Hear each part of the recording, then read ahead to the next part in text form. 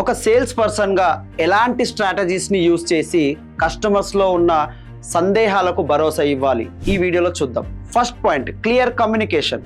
క్లయింట్స్తో రెగ్యులర్గా communicate maintain చేయడం. Second point, transparency. Be honest about the situations. Third point, problem solving. Customer యొక్క సమస్యల పరిష్కారం పైన దృష్టి పెట్టడం, వాటిని తొందరగా క్లియర్ చేయడం. Fourth point, regular చెక్-ఇన్స్.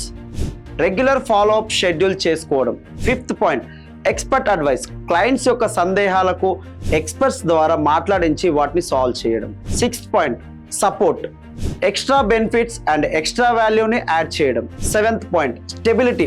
మన కంపెనీ యొక్క స్ట్రెంగ్త్స్ అండ్ స్టెబిలిటీని హైలైట్ చేయడం, మన company services and other company సర్వీసెస్కు ఉన్న డిఫరెన్షియేషన్స్ని క్లియర్గా వివరించడం. ఈ టిప్స్ కానీ మీకు నచ్చినట్టయితే రాజ్ కుమార్ సేల్స్ గ్రోత్ స్ట్రాటజీస్ని ఫాలో చేయండి.